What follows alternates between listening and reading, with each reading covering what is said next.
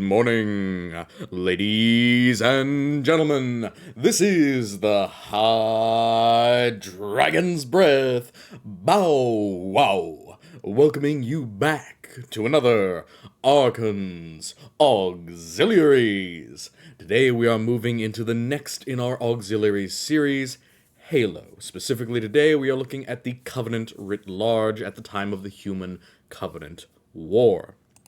Now, as with a lot of our comparative Covenant review and other comparative review series, let's do a quick overview of the faction as it needs to be seen from, let's say, other fictions.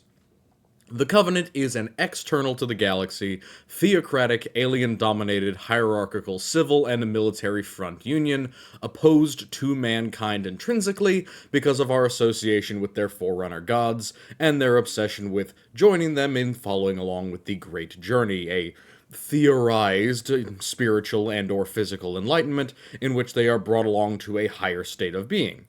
Now, to say external would be external to whatever current narrative we are talking about. As with all of the Auxiliaries series so far, we are comparing universes. So, for this instance, we are taking the assumption that the Covenant are coming from outside of the known universe of whatever universe we are discussing. So, there is a good point to say that the Covenant is particularly reliant on one branch of its military, and that is the Covenant Navy. The Covenant Navy is by far the most dangerous and most deadly in the Halo universe, at least at the beginning of the Human-Covenant War. It is, in fact, so inherently dominant that it takes significant amounts of time for humanity to even begin catching up with the most basic of designs that the Covenant have available. There are many reasons for this. One of the primary is their basic design. They are a mixture of heavily armed and shielded, with a prevalence of large but relatively inflexible plasma and laser-based weaponry. Now, there is many interesting notes on how the Covenant Navy is composed, and I may go into that in future if people are super interested, but we're not going to go into it just necessarily today. But let it be said that they are very tough shield-wise, they are quite large, very numerous, and more than anything, they are well armed. The only inflexibility, and really the only problem behind many Covenant Navy vessels, is their inflexibility. The designs are standard, and the designs are relatively simplistic in terms of layout and design, even though the technology itself is quite advanced. It just gets stuck into a, let's say, purpose-built chassis. It is not exactly as perfect and elegant as other designs are, and it has less fail-safes and complicated subsystems in comparison to, let's say, humanity's spacecraft. That is not to say that they are inferior, just to say that it is a different design philosophy overall. And again, I may go into the Covenant Navy at length later, but it is definitely a match for lots of other naval forces. Maybe not every single one, but many, no question. Now, the main central theme of the Covenant is a complex, multi-ethnic religious society.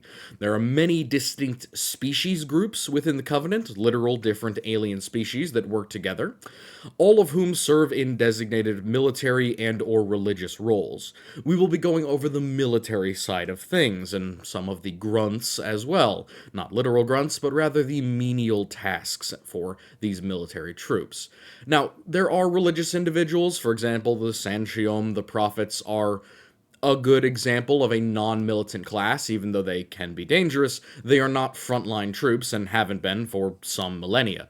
So, I will be focusing upon the military side of things, as this is a comparative review for fighting against other universes.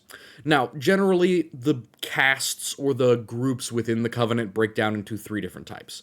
You have the priesthood rulers, basically the highest level of the elites, and eventually the Jiralhane, the brutes as well, and then you have the prophets.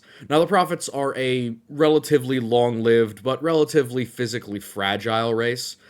Their origin point comes from way back in their history, when a group of separatists broke away from a group of more conservative Sangshayom, from a group of prophets, and chose to use Forerunner technology to their advantage, The resulting schism in their entire species led to them stealing one of the most major pieces of artifact slash technology that belonged to them and using it to escape into the stars. Then you have the elites. These are purely military, and they are the highest level in the militant caste at the beginning of the Human Covenant War.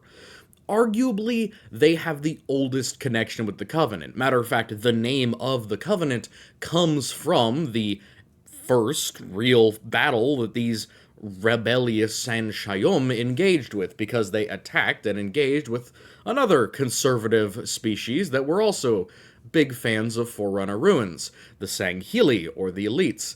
Now, the Sanghili were far more numerous and more physically capable than the Sanshayum or the Prophets, but at the time, the Prophets had the Forerunner Dreadnought, which was a very significant reason why they were actually successful in defeating the Sanghili, or at least fighting them to a very bloody stalemate. At which point, rather than destroying each other and risk any more of the Forerunner technology that they both at least semi-revered, they decided to strike with one another a binding covenant, the wording of which is quite explicit as to where the Prophet versus the Sanghili land on the military and religious treaties of things. Thou in faith will keep us safe whilst we find the path.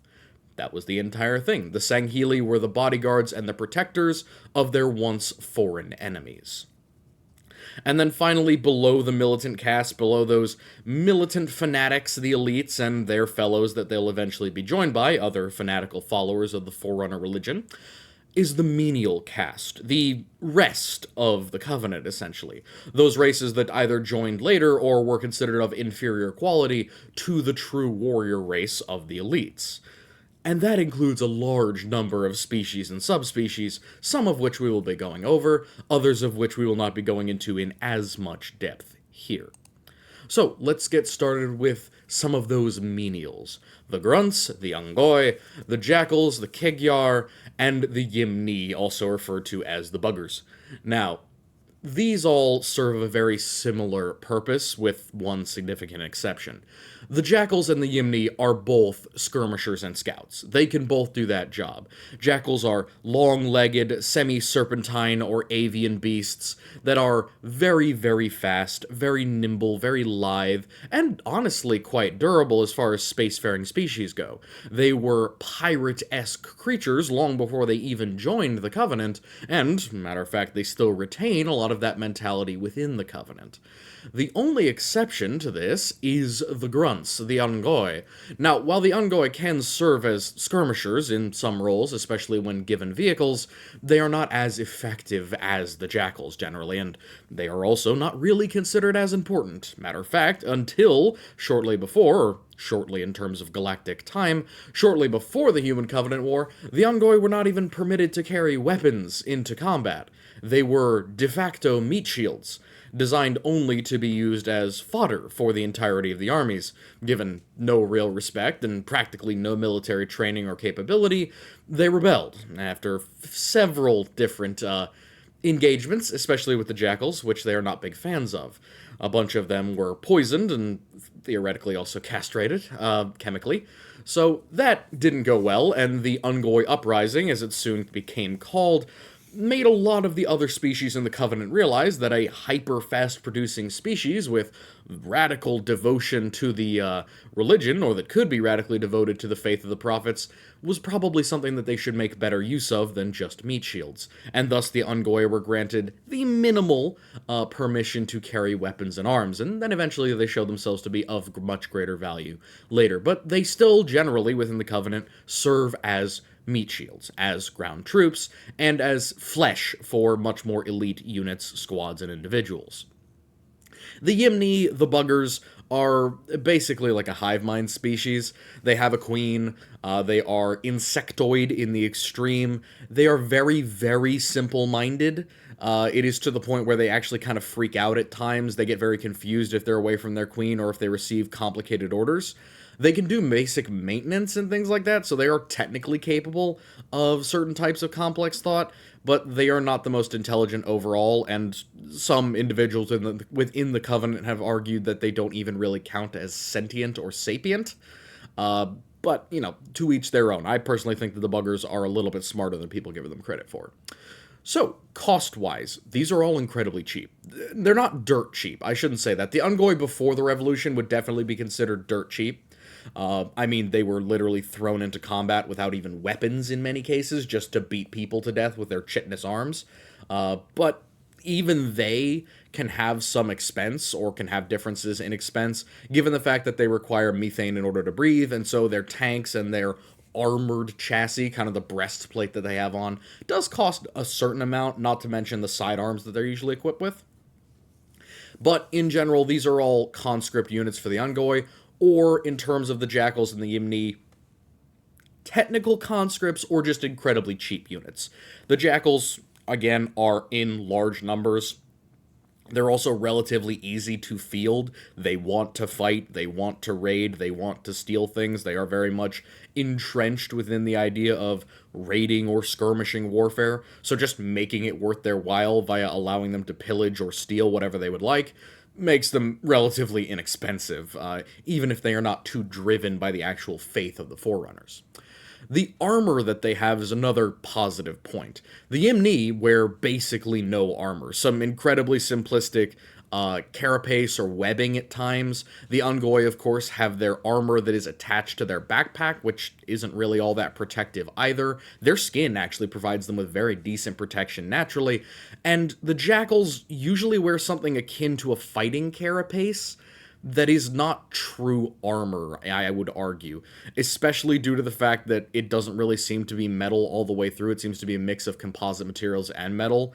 It definitely seems more like a fighting harness or like combat garb, like combat clothes or fatigues, than actual armor. With a unique exception in the Jackal skirmishers, like the actual upgraded elite Jackals, they do have some body armor on. So they are a little bit more on the medium side of things, especially with their more expensive weaponry. The other difference, and the other thing that puts many of these guys up to medium in terms of cost, is that they can have rank-befitting or specific specialization-befitting equipment. Obviously, Jackal skirmishers come into this, and Jackal snipers as well. Their weapons are better, their equipment is better, they are inherently more expensive than any of their other fellows. Yimni, there are examples of Yimni majors, specifically from Halo 3, where they had red carapace, possibly some extra, plated on armor, and then they would have a different type of plasma rifle instead of a plasma pistol or a needler. I don't know if this counts as a specialized role, or if this is inherently some part of their hive mind. It is questionable, but I would say that given the Covenant's proclivity towards making specialized units and officers, I think it's intentional. So we could put them up there as another specialized unit.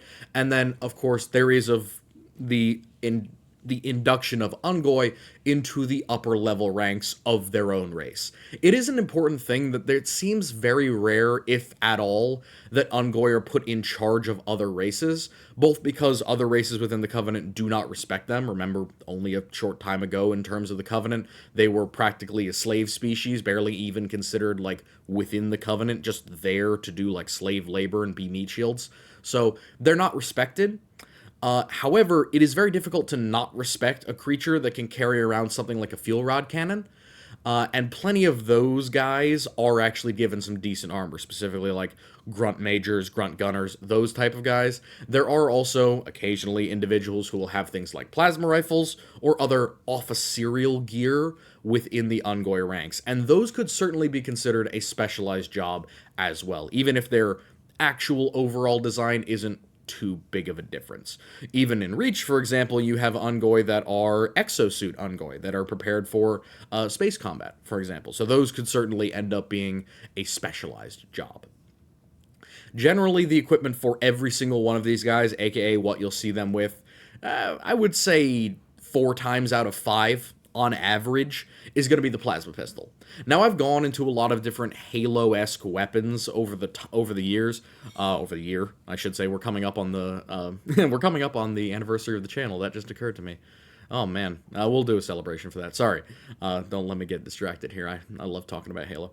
So, the plasma pistol, and of course the shields for the Jackals. The shields for the Jackals are a little bit similar to Forerunner Hardlight, as in they are material that can get struck by solid objects, but they also stop fast-moving objects like bullets and plasma with remarkable durability. Now, again, it varies game to game. Sometimes they're easier to knock out than others, but if you remember the Jackal shields from, like, Combat Evolved, that were practically indestructible unless you really wanted to expend, like, an explosive on them, whew, they are quite durable, and jackals can use them to hide behind and then use the cutout in the side to actually defend themselves. Now, I'm not going to say that these are incredibly inexpensive. I think that they are relatively expensive, but the big thing is that they're also pretty hard to destroy and to get rid of. So even if troops fall in the field, it would, in my opinion, be a relatively easy thing to retrieve their arm shields. We see examples of this in the books where other species are able to take the shields off of the jackals that are using them and then power them up on their own. Specifically, Sangheli are able to do so in order to give themselves an extra layer of protection. So, in my opinion, the shields, while expensive to manufacture, are also able to be retrieved, making them less expensive overall than a true elite weapon. And it also is not an alternative armament. It is arguably the primary armament for every standard jackal. Finally, we get to alternative weaponry for these guys. Now, there are only two major common ones, apart from the ones that are equipped to elites, like you'll occasionally see plasma rifles with the Imni, you will occasionally see needle rifles or beam rifles with jackal snipers, but more commonly you will see one of two things. You will see grunts with destructive devices, for example, fuel rod cannons, relatively common. In terms of the more elite grunts, again, those ones given some level of skill, aka the veteran grunts, which is one of my absolute favorite concepts. I love veteran grunts. And then you will also have destructive devices like needlers. Now, you may initially ask, why is the needler a destructive device? In the games, the Needler does not work the same way that it is described in the lore, where you have to basically empty half of a clip into one target for it to explode. Rather, there are descriptions of 2 to 5 needles being capable of detonating to destroy a human torso. Even one needle can explode on its own and severely wound, if not mortally wound, a human being, even if they are in body armor.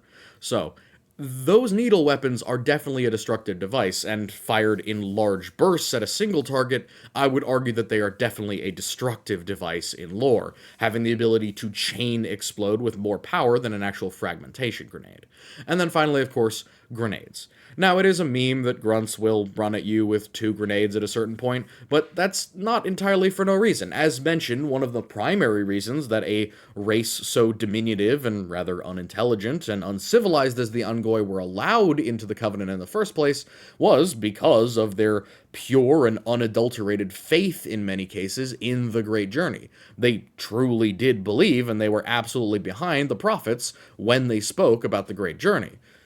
That faithfulness can carry on, and matter of fact, we see with certain deacons in the books that it can go pretty far into the self-sacrifice arena. So it is not a completely illogical thing for a grunt to do to attempt to hasten themselves on the great journey by palming a pair of plasma grenades and running at a particularly tough group of enemies. But of course, they can also chuck them like everyone else.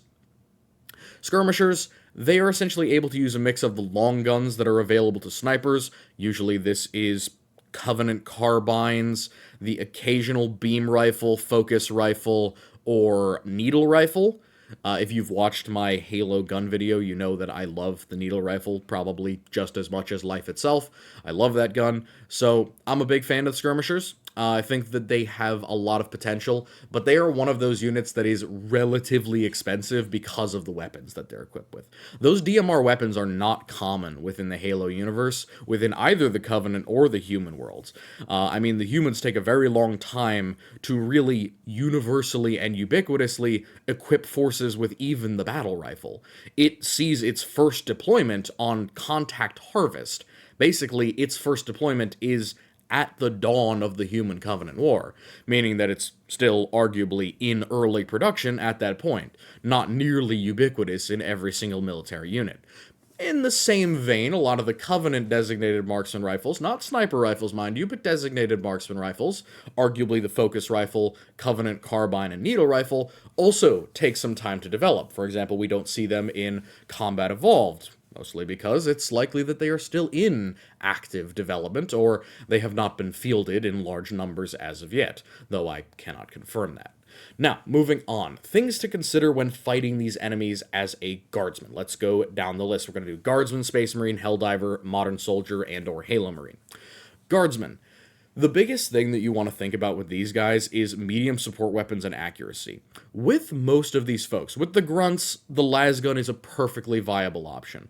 The carapace of the grunt is not like the layered carapace of the gaunt or the tyrannid.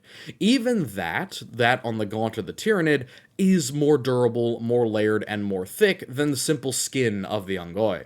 The Ungoi's carapace is much more descriptive as a rocky hide than a true layered, non-reactive carapace layer, which means that the lasgun will likely be able to put them down quick, fast, and in a hurry with shots to the stomach, legs, or head. And that's only 2 or 3 shots, as opposed to the 4 or 5 that it could take to take down a normal human in some decent body armor. However, the problem comes in with the sheer number of enemies, especially when it comes to the jackals. Now, medium support weapons really would be best against this. The heavy bolter, the autocannon, medium and heavy stub weapons, even perhaps grenades and grenade launchers would be a perfect counter to a vast majority of these troops. The Yimni, I think, could arguably be taken out with just standard lasguns and some decent accuracy. Again, they are not the most durable of creatures, generally being able to get taken out with only a single burst from a battle rifle or a short spray from a standard rifle. With that in mind, the lasgun should absolutely take them out in 2 to 3 shots, which, they are flying, it's not impossible to miss them, but in comparison to a ballistic weapon, the lasgun is pinpoint accurate, and can certainly take them out far more easily than trying to nail a shot at long range with a ballistic weapon against a flying target. But medium support weapons can wipe the floor with the Ungoi. Medium support weapons can overcome the minimal armor that is equipped to the Jackal skirmishers. It can also suppress Jackals. Jackals are vulnerable to suppression. They are not the bravest or most proud creatures. They are not really self-sacrificing. They are much more analogous to pirates, meaning that heavy firepower is a pretty effective way to get them to back off. And given that they have a shield, they very often choose to cower behind it and keep themselves in relative cover rather than attempt to poke their head out and try and take you out. As a guardsman, you have to worry about the plasma pistol a little bit. Now, plasma weapons in Halo are not nearly as destructive as they are in 40k. Arguably, I would say that the plasma pistol is only slightly more deadly than something like a hotshot lasgun, and that's only because it is able to cover slightly more area. So, a hotshot gun to the average guardsman's chest is likely going to penetrate their armor and then do significant damage after. That is because it is a single focused beam. The plasma pistol, I'm not saying anything about the plasma rifle, but the plasma pistol is canonically a slightly lower temperature and slightly lower penetration than the rifle. So I would say that it might be possible for a standard set of flak armor, with the ceramite on the front and the flak weave at the back, to resist a single shot from a plasma pistol, and possibly even one shot from a plasma rifle. Now, that's not to say that you can just sit around and get shot by these things. Any extra damage, any splash from the plasma, which is relatively common. Plasma wash or plasma splash is something that's described in the Halo universe very often as whatever containment field that the Covenant tend to use. Rather than detonating or expanding like 40k plasma does, it tends to splatter as if it were a liquid, literally splashing certain areas that might not even be covered by armor with superheated gas. Now, that is kind of like splash damage, but with the plasma pistol, it is very minimal. You're not going to be expecting to disable someone who has guardsman level body armor with a single shot. Carapace armor, that's much more of an argument that you can simply ignore the plasma pistol to a greater degree. They would have to get at least 2 shots in the same exact location to really penetrate. But again, treat it like a hellgun and you'll be very, very safe. One other important thing here, when we discuss Halo plasma weapons, we discuss them in the context of them working like actual weapons, aka the bullets don't travel at an insanely slow game speed. They travel at a reasonable speed, much more analogous to what we see out of like the cinematics or the trailers for Halo, rather than the actual gameplay itself. So, for the guardsmen, medium support weapons, heavy bolter, heavy stubber, and good accuracy. Good accuracy will also help you take down jackals because, of course, a las gun to the hand and to the plasma pistol itself could theoretically breach the weapon and, of course, destroy it.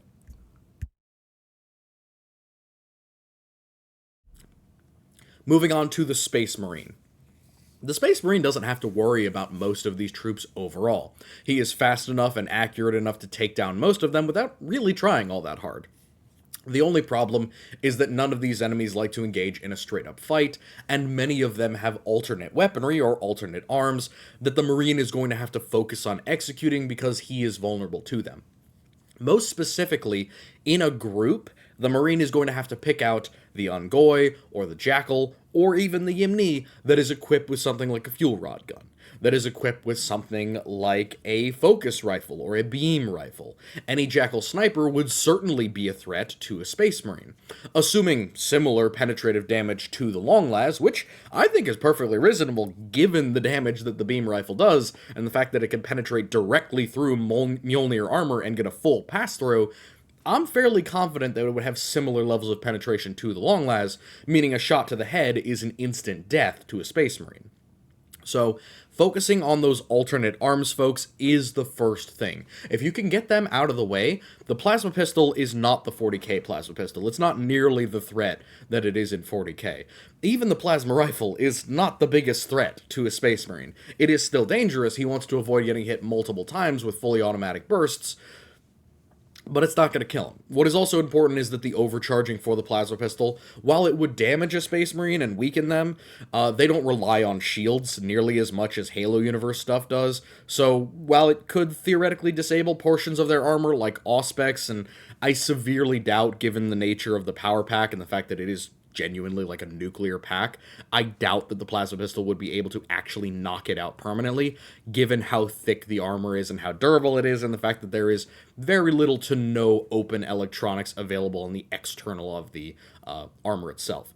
If you shoved the plasma pistol directly up to the back of the Marine's like power pack and overloaded it and shot him, maybe it would knock out the power, but that can be restarted from inside of the armor, so I don't think it's going to be that much of a concern.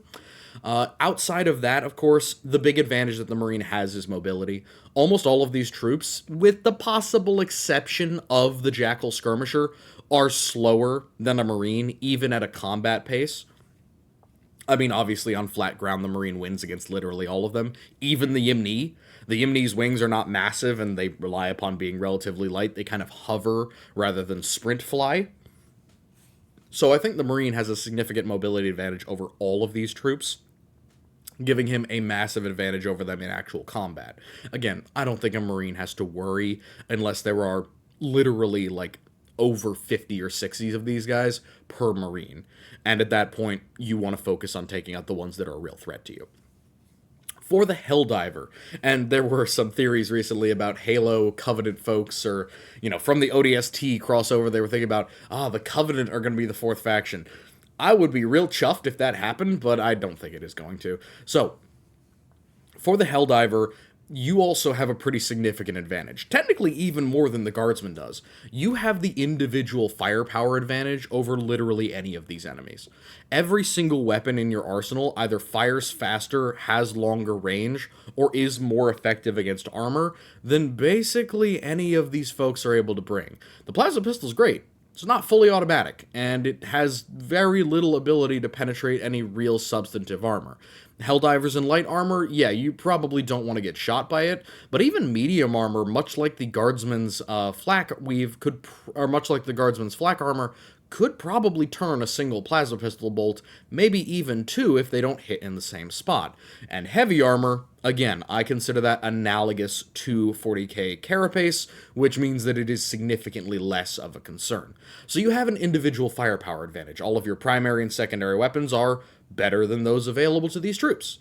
And you have flexible orbital support. Now, while the Covenant rely upon their navy, they are not really all about that orbital support. They're big on orbital bombardment, but that's not really a combat call-in, now is it? The occasional aircraft, sure, but there are plenty of ways that the average Helldiver can deal with aircraft. Cough, cough, Wasp, plus hitting lots of things out of the air with heavy weaponry. So, on the ground, mano a mano, you have them outgunned, and then when it comes to support weapons, you have them significantly outgunned.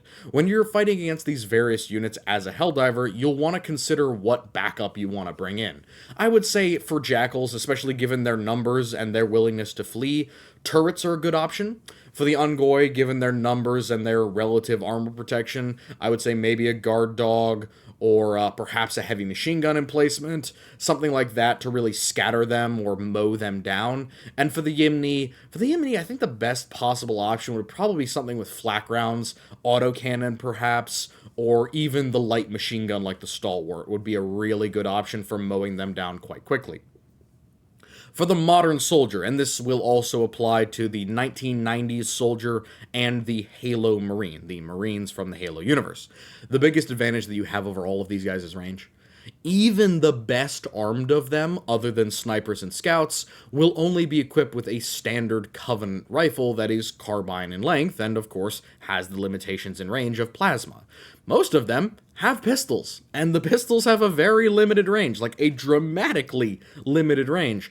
The average Joe 1990s soldier with a 308 rifle could pick off a squad of grunts from 400 meters before the grunts even realized where they were. Because if you drill and if you train well enough with your rifle, you can pretty effectively hit a man-sized target at that distance. And 308 bullets are quite capable of eviscerating something like a grunt, while the grunt is sometimes literally incapable of seeing, but certainly incapable of shooting back at you with their plasma pistols. So you have a massive range advantage. And then the secondary thing, intelligence and tactical organization. The Ungoi, the Jackals, and the Yimni have one thing in common. They don't really think all that deeply about tactics and strategy. The Yimni are the Kigyar are pirates. The Yimni are bugs. The Ungoi are stupid. Like, it is an inherent thing to them. They can form complex thoughts and be educated, but the average Ungoi is pretty dumb. And they will walk into traps and into really poor situations without much awareness because they're not well trained and they're not very smart, unfortunately, which at the advantage of our modern soldier means that they can be easily taken out given some decent organization and preparation. One of the big things that I would recommend for the modern soldier is just to set up like L-shaped ambushes with a light machine gun. You will trash these guys 9 times out of 10. The big disadvantage that the Halo Marines have is that they rely very heavily on being mobile or being static. They don't really have the kind of mobile, flexible, light or medium weapons that the average soldier does. In almost every army and in every rifle squad, you will find a saw operator. You will find a light squad machine gun. That's something that you don't find in Halo. I mean, the standard rifle is pretty darn good, and there's versions of it that can lay down a whole bunch of hate, but not Browning hate, not M249 hate, not any level of squad automatic weapon hate. That's a different level of hatred that the Covenant's not really prepared for with these units. Those light machine guns would really rip into these guys, and at 150 to 300 meters, there's not much they could do about it. I mean, they could try and sneak around, run away from you, or try and snipe you, but a couple of guys with designated marksman rifles and a light machine gun, and one squad of modern soldiers, or even arguably a squad of well-trained Halo Marines or ODSTs, could massacre them. I mean, without much trouble. The big caveat to that is it's assuming it's just one squad, and of course assuming that it's just grunts, jackals, and Yimni. And then again, you don't often see Yimni just around on the battlefield. So, let's go on to those more elite troops that we'll have to deal with. First, we get up to what I consider the bruisers of the Covenant. The Hunters, the Megalagolo, and the Brutes, the Jiralhane. Now, the Jiralhane have had an outsized role in the post-Covenant War. I am not a big Brute fan. I am a big Elite fan, which, Elite preferred species, it's a whole meme. Don't worry about it. I embrace it. I am a big Elite guy. But these guys do serve a very important purpose. Again, I will be talking about the Human Covenant War, like the first part of it, before the elites get dethroned. I'll not be talking about the brutes as they are later on, because essentially it would just be the same exact thing as the elites. So, the purpose of the hunters and the brutes is high damage shock and muscle. Where those other lighter scout and meatbag troops didn't bring the heat and bring the pain, these folks can step in where there's not elites available. Now, it's part shock and part muscle. These guys are terrifying. They are genuinely huge in comparison to humans. Brutes are genuinely more analogous to a space marine than they are to a Spartan, or than a Spartan is to a marine. Similar in size, similar in strength, similar in demeanor, arguably, depending upon the chapter. Megalagolo, on the other hand, are enigmatic. I really do like to call them that because I love hunters, but they're enigmatic. They're different, and they're alien in a way that we don't get with a lot of these kind of humanoid species that come out of the Covenant. They are a conscious hive mind of basically like meter-long orange worms.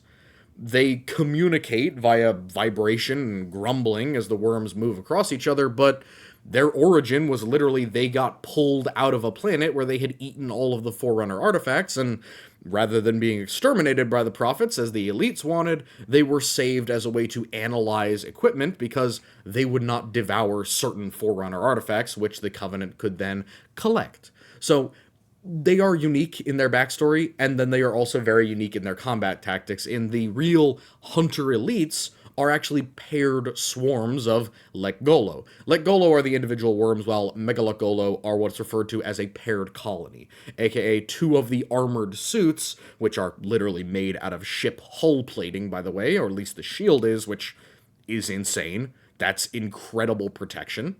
But in general, they will still provide the same purpose, shock and muscle, though they are often deployed on the defensive because, again, they are not very bright. They can take orders, but they're not impeccably smart, and matter of fact, neither are the brutes. So again, just intelligence things. Relative cost, medium-high.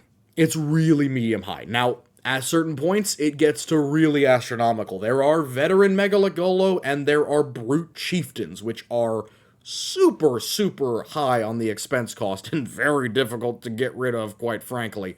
But that is not all of them. Matter of fact, that is not most of them. But the big thing about them is that they come in packs and clans, so pairs and clans. The brutes have different clans. The clans kind of work together. We see this in Contact Harvest, where there is a group of Jiralhane, a group of brutes who serve under a single chieftain. They deploy together, they operate together. It's not clear if they maintain this structure, but again, Halo, Reach, and ODST kind of imply that they might, or that there's some sort of connection between the different pride groups of Jiralhane that then lends them to deploy together in those clans. I like to think that it is very much a consistent thing throughout the Human Covenant War that they remain in that clan-like structure, and that is why they are often deployed in large numbers as brutal shock troops. Then you have the Megalagolo. As mentioned, they form paired hives. These paired hives are exactly what you might expect. It is two of these massive armored brutish creatures made out of conscious worms. So, in that way, you kind of get a default squad build going. You have the clan of Jiralhane, and then you have the pair of hunters that deploy together. Now, for primary and alternative armament, for the hunters, you have fuel rod weapons. Now, fuel rod weapons have changed over the years. They've gone from napalm spewing to grenades with arcs, to rockets, to missiles, to jellied napalm tubes, depending upon which game and which version of the lore you accept. I am a big fan of the jellied tube theory, essentially the idea that it is a semi-bleed fire round or bleed fire rocket that is filled with very, very gelatinized fuel of some kind, literally its name, fuel rocket. However, I also think that the weapons or the guns that are equipped to the Megalogolo are unique and have the ability to spray out the fuel similar to a flamethrower rather than just use the alternate fire of a rocket or a bursting anti-tank weapon like what every other person in the Covenant uses. Now, on the other side, you have the Brutes. The Brutes have what I call brutalist gear. Haha, play on words, funny, but I do mean it. Their weapons are kinetic, in a way that isn't shared by the rest of the Covenant. They use very simple weapons, often incorporating a melee weapon or a very vicious, like close combat version of the weapon. This includes blades, butt spikes, frontal spikes, scythes, any type of things essentially embedded into what is kinetic weapons. Many of them utilize very, very simplistic technology relative to something like plasma, so superheated metal, or grenades, or anything of that nature, or even like very fast moving just metal spikes. These brutalist gear just lend them a very different flavor to the rest of the Covenant species, and it gives them a lot of capabilities that aren't shared by other species, including the fact that they are very good as shock troops. In addition, unlike the Megalogolo, the Brutes can use vehicles, and in fact they are actually quite capable with using vehicles. Surprisingly so, they fit in many of the different Covenant vehicles, and they can use them quite well. They also bring with them many of their own kind of subtypes or variants of vehicles. These are quite analogous to many other vehicles that the Covenant already use in that light to medium category. I've gone over them in my Covenant vehicle review, so you can go check that out if you would like. Finally, you have gravity hammers. Now, gravity hammers stand as the opposite or the reverse archetype of the energy sword, which is a Halo staple. The gravity hammer is very similar. There have been attempts to compare the gravity hammer to specifically the Warhammer 40k Thunder Hammer. They are very different. I would really like to stress this. The gravity hammer does not have an energy discharge in the same way that the Thunder Hammer does. The Thunder Hammer takes energy from a disruption field that exists within the hammer's head and activates it upon contact with a target, smashing that target with a wave of both kinetic energy and a disruptive field, damaging, literally disintegrating it, and then hammering it backward as that material that was disintegrated literally micro-detonates. The gravity hammer, on the other hand, is far less flashy. It is literally a gravity engine stuffed into the top of the hammer. What it does is it all of a sudden massively increases its weight. We see this with the description of the Fist of Rukt specifically, but also with other gravity hammers in general. Rather than having a displacement field or a destruction field around them like the 40k power weapons, gravity hammers suddenly increase their mass by a dramatic fraction, essentially super accelerating their speed and drawing whatever target or area around them towards the head of the hammer, at which point the gravity once more reverses and the thunderclap that comes out of the hammer is the result. This can squash things flat, it can flatten light vehicles, it can crush basically anything up to and including the size of other Brutes. It is one of the most lethal weapons available to the Brutes overall.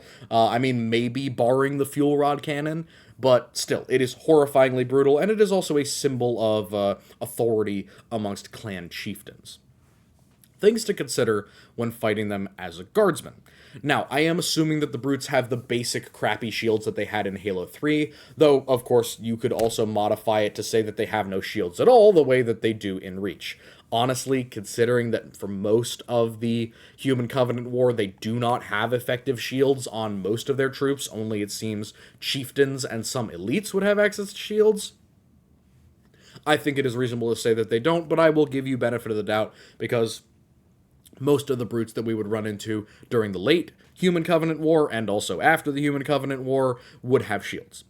The enemy's durability is the biggest problem. That applies to both of these guys. Lasguns, not really gonna cut it. The body armor is a problem too. Brutes cover themselves very effectively, with only certain patches of their upper thighs, lower gut, and face being visible and vulnerable. They have a couple of weak spots where there's no armor whatsoever. The big one I would like to point out is the throat. which, of course, is a wonderful place to shoot someone with a lasgun, but even a human can theoretically survive a throat shot from a lasgun if it's treated. We know this from Merton Fagor, where he's shot in the throat and actually manages to survive from a lasgun hit. But this is not a guarantee, and with a creature the size of a brute, lasgun shots to the face are probably going to be lethal more often than they are not.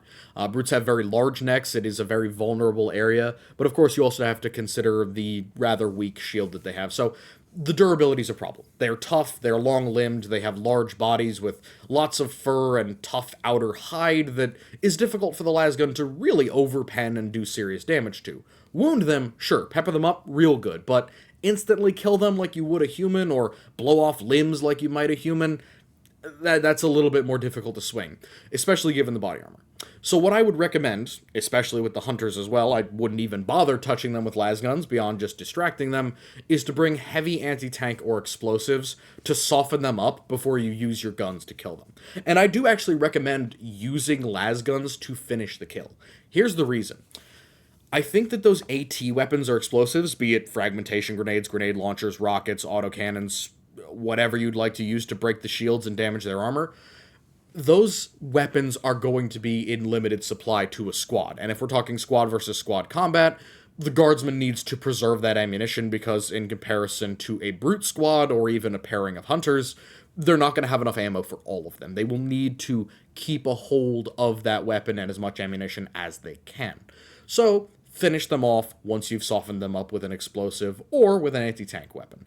Lasgun, again, it will do the job with the brute. All you have to do is take the shield down, maybe crack some of the armor, and you'll be able to shoot them with lasguns and kill them.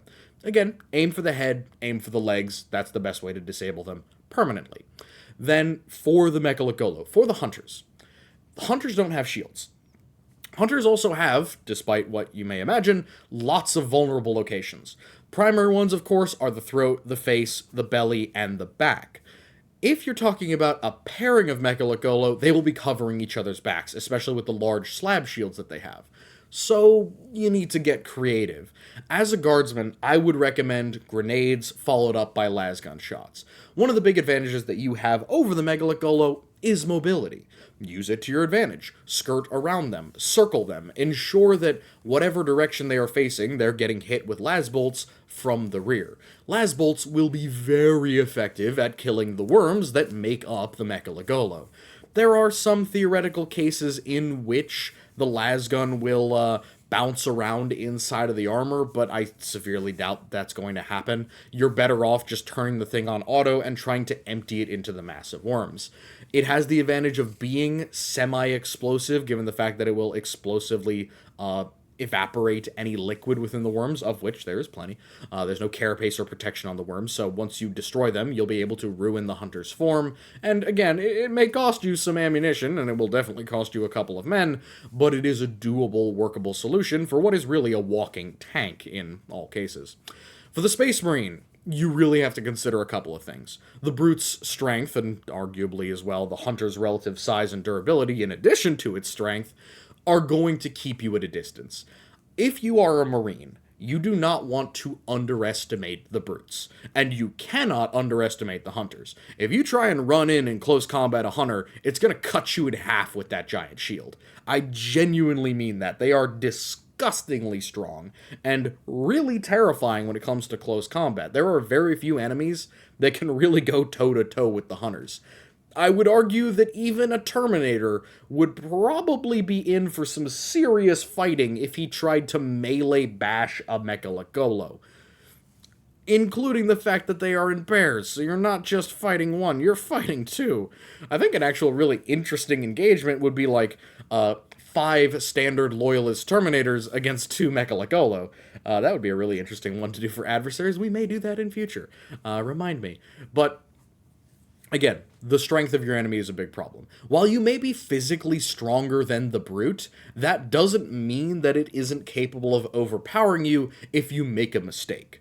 Now, their melee weapons are not nearly as good as the Marines. Chainsword versus all of the close combat weapons of the brutes, Sans, the gravity hammer, obviously, you're going to have an advantage. But again, this is an enemy that is very strong. This is an enemy that's very animalistic. and it is an enemy that uses kinetic oblique weapons. Now, kinetic oblique weapons are one of those things that I often point to when I say Space Marines have a major vulnerability with their armor against kinetic weaponry.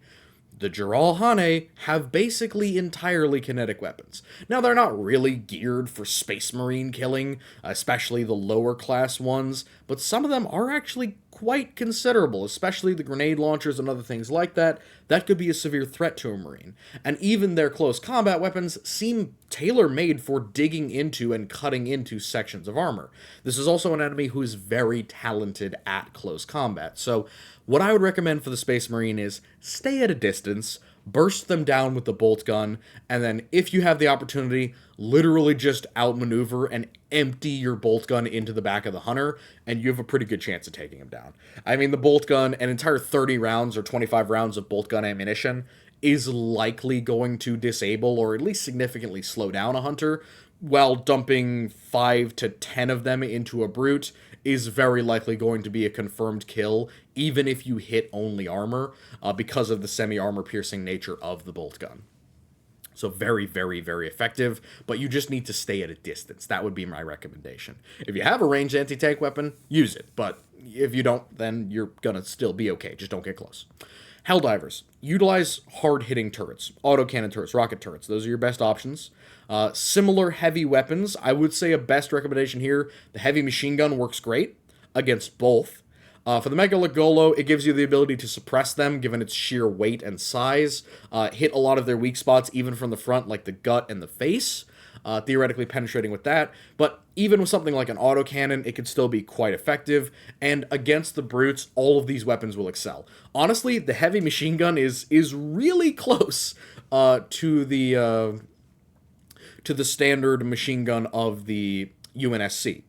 So that kind of 12.7 millimeter Browning 50 cal-esque machine gun, it's going to have a similar effectiveness to that in terms of something like the heavy machine gun from Helldivers. So that's a good pick. Autocannons would be just as good. 2 shots to a brute, maybe 3, is going to be like a guaranteed kill. You're definitely going to take them down unless they are a major or a chieftain or something like that. So reliable take is hard-hitting turrets and heavy weapons to ensure that these more bruiser enemies can be dealt with. The modern soldier has it a little bit more difficult and has to rely upon their logistics train and the support of their army. In the 1990s in the Halo Marine, the modern soldier and the Halo Marine have to have different strategies.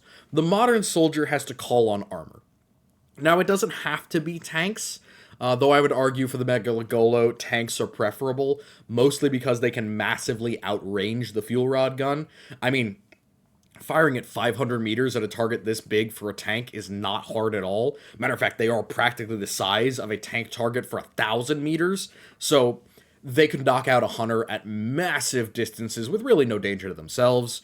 The standard Halo Scorpion is like a 90 mil gun, and it's still capable of knocking out hunters pretty effectively at really closer ranges, so a standard APFSDS shell, or even a heat shell, could probably destroy a hunter very, very quickly. I would say the other type of armor that you'll want to look out for is IFVs. If you have an infantry fighting vehicle with a 20mm autocannon, or if you have an armored fighting vehicle, so like a light tank, or a Bradley, or an ISV or something, anything like that has a heavy enough autocannon on it, or maybe even like a wire-guided anti-tank rocket, that's your best option. Call that up, bring that in for the rest of the squad, suppress the target, hit it with private anti-tank weapons, and then destroy it with the heavier equipment. For the Halo soldiers, for the Marines, you need to rely on anti-air power, you need to rely on air power or high explosive or armor-penetrating rockets. Air power is common within the UNSC. It's one of the big things that makes them such an effective army. They have a lot of aircraft. They have swords. They have helicopter equivalents. They have various support aircraft. Pelicans are not the most armed thing in the world, and they are pretty big targets, but they also do have a chin-mounted gun, an actual chain gun, meaning that they can pretty effectively take down both of these targets. When those air assets aren't available, the Marines kind of in a difficult way. Grenades are not quite enough to deal with this, because their standard infantry weapons aren't as lethal as the lasgun is, pound for pound, arguably. But that means that they have to rely on things like rockets, direct impact explosives, and theoretically their own grenade spam and then machine gun combination. The big problem is that, especially with brutes, the body armor that they have on can limit a lot of standard infantry weapons. Now, while I don't think it's as much of a problem with the guardsmen, because of course the lasgun, the moment that it hits flesh, will detonate it and cause a lot more damage than a standard bullet might, the Marine is just using a gun. I mean, it's a good gun, it's a semi-armor piercing gun, but it's still just a gun. It's not doing any X-sized extreme damage the way that the lasgun is able to, and so it's going to need an actual lethal hit, something to the chest or head, in order to take down a big old brute, not to mention a Megalogolo, which is just going to take about 10 times as much ammunition, if not 100 times. So high explosive rockets would be my best bet. Armor piercing would be an acceptable alternative, though in my opinion a bit too expensive. Too much juice for the squeeze. The Sangheili, the elites, the boys, as I like to call them. These are elite assault infantry, not shock infantry, not cheap, not garbage, not throwaway. Elite assault infantry, inherently offensive as a species, with a long military tradition stretching back long before the Covenant was established. These are a warrior race, some of the most impressive in the entirety of the Covenant, arguably the most impressive fighters in the entirety of the Covenant, and incredibly military-minded. They are very, very well trained, they are very, very well organized, and they are fanatically loyal. They are a nasty, nasty combination punch for a lot of different targets. Their cost, however, is their major drawback. They are bare minimum, the weakest elite, the elite minor, is still a medium cost infantry, and they can range up to ultra high level cost. Some elites, I argue, are more valuable than multiple different tanks at certain points because of their experience, veterancy, and their equipment. Now, this cost will also usually vary based upon the rank, but what will also vary based upon the rank is the shield strength and the weapons provided. It goes minor, major, like captains and exo units, and then all the way up to the really religious like council guards and like high Sangheili, that kind of stuff. You know, the semi-religious functionaries within the species of the Covenant. Primary and alternative armament. Primarily, they use the plasma rifle, but they also use basically every other weapon available to the Covenant. Marksman rifles. They will use pistols on occasion. They will use needlers on occasion. They will use destructive devices on occasion. They will use all different types of explosives. They will even use energy swords, which are a very interesting way to do an energy blade. Again, more accurate to hard light than true plasma. It is an interesting one. I make a lot of arguments about lightsabers and how they function. I rarely go into how the energy sword functions, specifically because hard light doesn't really make sense in the way that Halo portrays it. It says that it is a plasma weapon, and yet it obeys none of the rules of plasma weapons, because its linear loop of plasma is not the same as a lightsaber. It is not circular, it is contoured. Now, you could argue all different types of things. I personally like to say that it just works the same way as a lightsaber, which is why it interacts with things the way that it does, but you can look at my lightsaber video for that argument. But they will carry anti-tank weapons, they will use anti-tank weapons, and they will, of course, use vehicles. This is one of the big things about the elites, is that, unlike a lot of other species, rather than using the airborne APC method that a lot of them use, they tend to use vehicles of their own, be it ghosts or tanks or medium support vehicles. They are often the ones using them because they are the most skilled, the most talented, and the most experienced in activating and using those types of vehicles, and thus the most effective. They also want to keep themselves alive because they are the leadership contingent in a vast majority of forces. Again, the Sangheili are awesome. They are elites. They are very, very specialized, but they are less numerous than a lot of other Covenant species, as far as, like, being on the battlefield in comparison to something like grunts or jackals. They're squad leads, most often than not. Things to consider when fighting the elite as a guardsman. The big problem here is the extreme durability. As opposed to the Jiralhane, as opposed to the Brute, The elite has body armor that covers the entire body. Not just the head, not just the chest, not just the legs. The combat skin of even the lowest level of elite will resist at least one shot from a lasgun everywhere except the face and mouth. And even the mouth has some armor protection for it, so that the mandibles can't just be instantaneously used as a weak spot. So, lasguns are going to need to be hotshot, or you're going to need to pour them into one area to truly penetrate the combat skin available to the average elite. God forbid you run into something way more durable like a actual elite commander, but worry about that when you get there. Just use anti-tank. So the extreme durability, it requires direct use of medium or heavy support weapons and infantry arms. Now, infantry arms are literally just to get rid of the shields. You're not going to be taking them out with lasguns, you're going to be knocking out the shields. And even that is not a guarantee that you're actually going to be able to overcome many of the stronger shield types that the elites have access to. There are some elites that can tank multiple magazines of standard infantry weapons and just shrug it off like it isn't even happening. Now, it's impressive. That's an insane level of personal protection, but it is also not the most common version of personal shielding. So, the best possible go-to for the guardsman is the combo play, but in reverse, for the Jiralhane. Rather than using the support weapon to knock out the shields and then using infantry weapons to kill them, you want to suppress the target with infantry weapons, and then bring a heavy or medium support weapon to bear. For heavy support weapons, I would push away from heavy artillery or even medium artillery, because elites are more often than not able to be flexible and mobile enough to make those kind of fixed weapons not so effective. They don't fight in trenches or battle lines. They fight as airborne and or mechanized troops a majority of the time, so fixed artillery is not really a great option. What you want more is those medium to heavy support weapons that you can wheel around on the battlefield. Heavy anti-tank guns, for example, a 5cm or a 4cm cannon. Lighter or medium autocannons, 30 mils, 25 mils, 23mm guns. All of those are going to be effective at knocking down the shields and then killing them effectively. If you don't have access to those heavier weapons that are of course kinetic, you could go with the secondary options. Multi-lasers, theoretically las cannons. I don't think the las cannon would kill anything below a brute major instantaneously. I think it would knock out the shields and probably injure them instantaneously, but combining that with another weapon like a heavy bolter would allow you to cut down the elites pretty effectively. Heavy stubbers, I think you are on the side of a little bit too weak there. With heavy machine guns, maybe, but again, you want to keep that to the lower grade of elite. If you try and use that on stronger ones, they will pretty effectively take you out without necessarily being injured.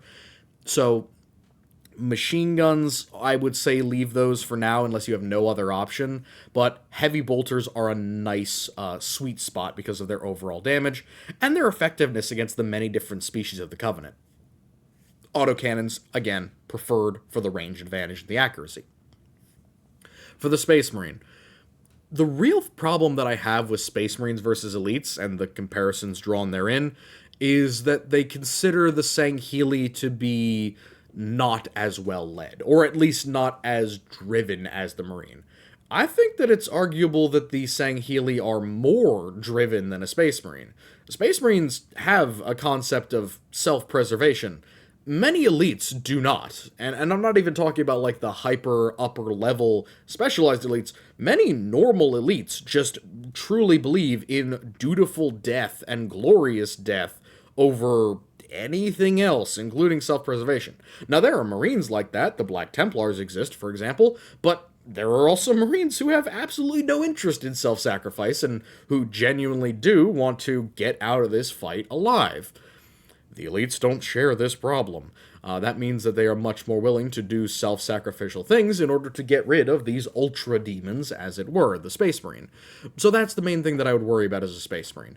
There are plenty of anti-tank weapons that are simply going to be available to the Sangheili no matter what you do. You can't just pick off an elite that has an anti-tank weapon. Many of them will have anti-tank weapons. Many of them will have plasma rifles, which, again, while not really a threat to a Space Marine, multiple hits and multiple shots, you're looking at your armor looking really, really pitted and damaged. Multiple hits to the same area on the arms, legs, guts, face, etc., you could be looking at splash penetration there. Not to mention that the flash fusing of armor is still a worry that the Marine has to run into, and on a battlefield in the Halo universe, plasma is getting slung everywhere. You're not really going to be avoiding that much firepower, and considering that they all have access to fully automatic versions, yeah, Space Marines want to consider their enemies' leadership and their enemies' strategies as if they were equals. That even if on a one-to-one basis the Elite and the Marine are nowhere close to each other in terms of capability, they need to look at the Elites as equals, because without proper planning and preparation, the Elites will wear them down, especially when they throw other units at them, in the hopes of eventually jibbing the Marine and then taking them down themselves. That's not even to talk about the more elite versions of the Sangheili that will have even better and, of course, more capable anti-tank weapons or sniper rifles. That does happen as well. For Helldivers, you need armor-piercing weapons. That's your only chance.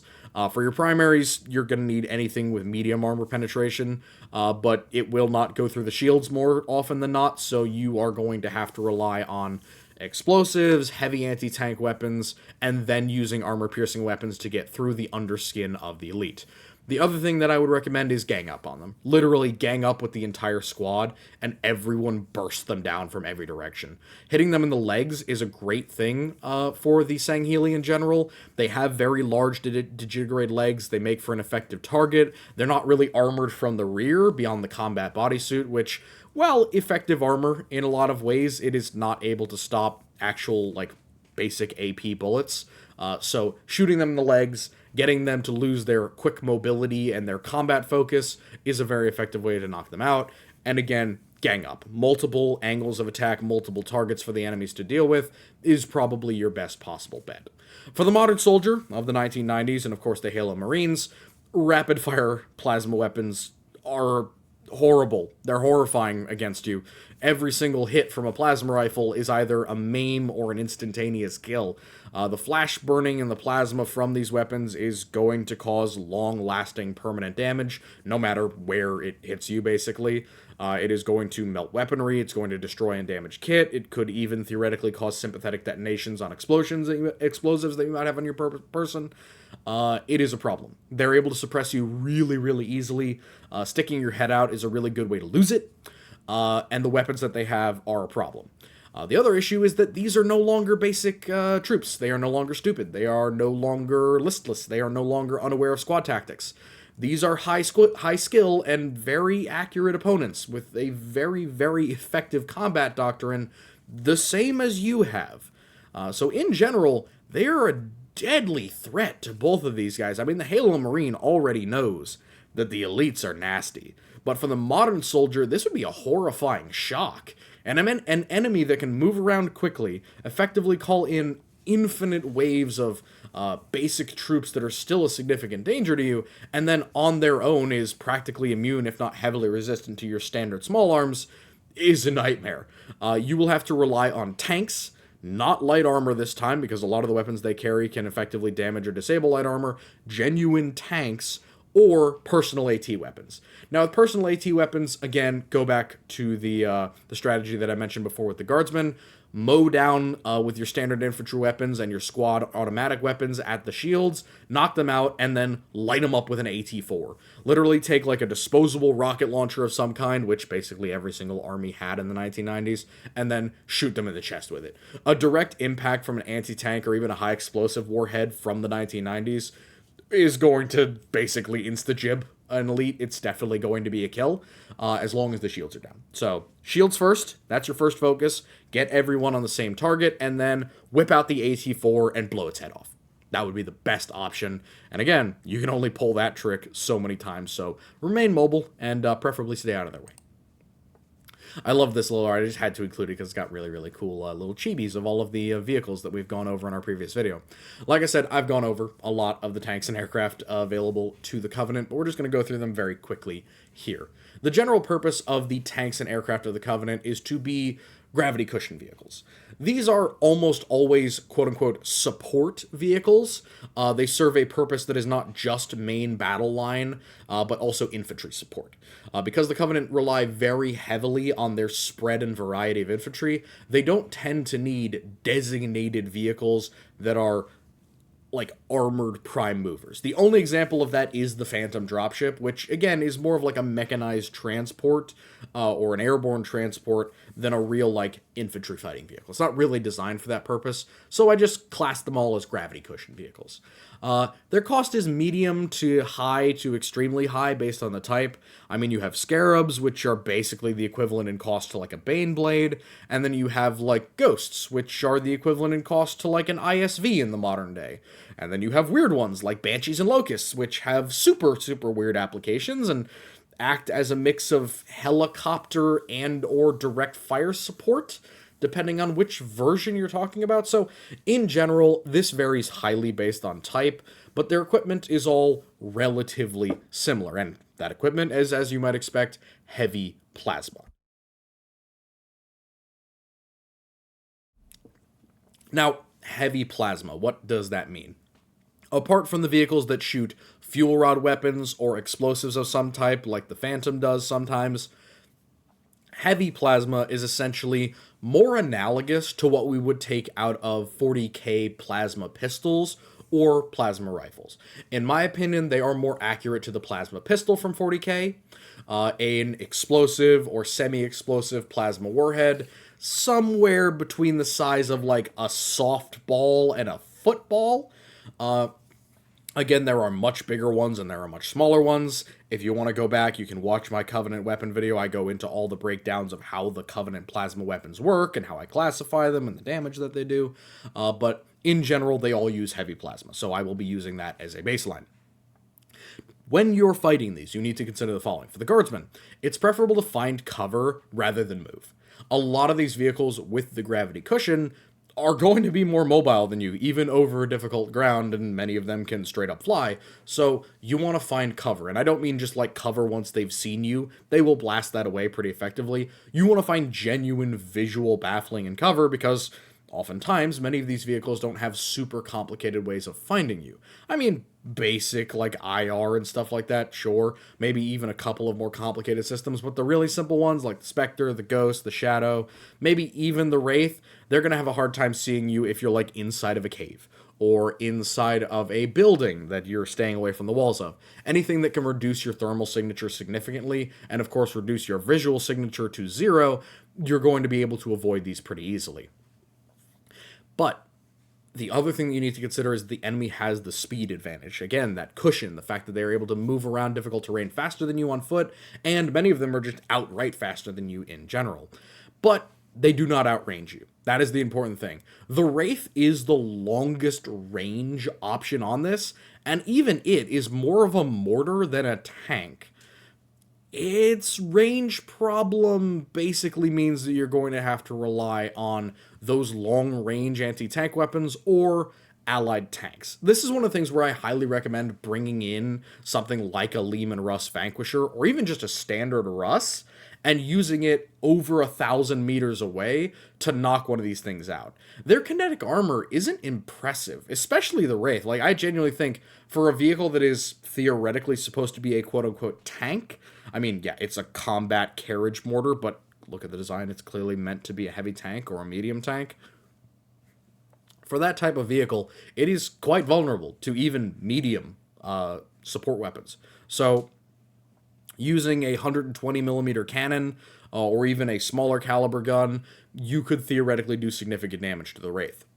That just goes double and triple with a lot of the other vehicles on this list. The Spectre, the Shadow, the Ghost, 1 or 2 shots from the Lehman Russ is a death sentence for these things.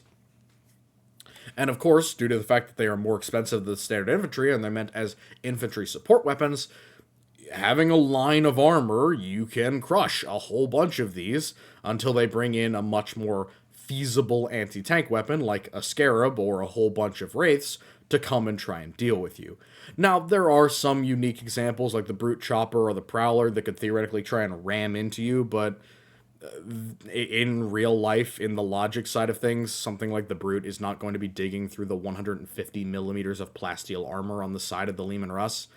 So it would just kind of smash into the side of the tank, maybe destroy a sponson or rip up the track, and then hopefully just get obliterated by your assisting infantry. But another consideration there.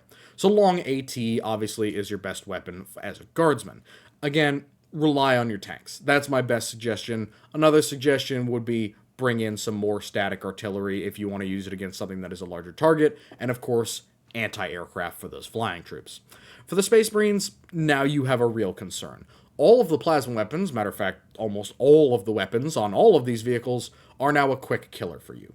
They can effectively get through all of the portions of your armor except for your shoulders and chest. That's a problem. A really big one. It means that you can no longer afford to just get hit. And, given the fact that you might not necessarily have armor or any type of heavy anti-tank weapon at hand, being a Space Marine and needing to be on the move, you're going to have a difficult time getting rid of these things. You're going to have to rely upon a lot of the same tactics and tricks that actual Spartans rely on.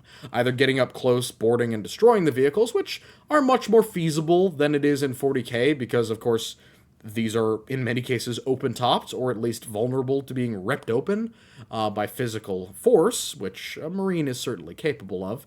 But there is the other side of that, which is many of these are simply not as well protected, and shooting the infantry out of them, shooting the controller, like with the Chopper or the Ghost, the Spectre, or the Shadow, is entirely possible. And with the bolt gun, you can actually penetrate a lot of the armor on things like the Banshee or the Ghost, because they're not very heavily armored, which means that you might not even need a heavy weapon to get rid of many of them.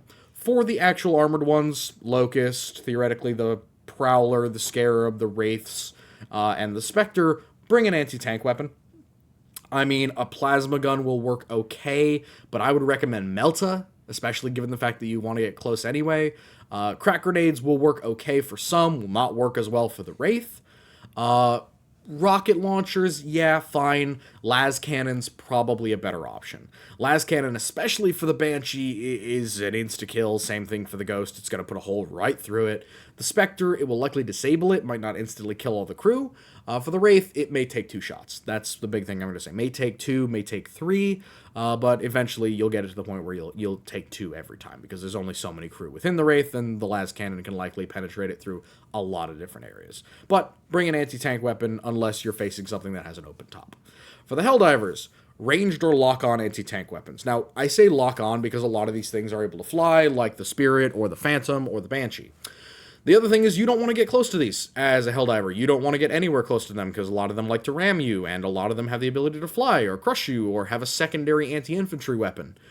You don't want to get close. You don't want to get in range for a grenade throw. You don't want to get in range for your secondary weapon or your ultimatum or anything like that.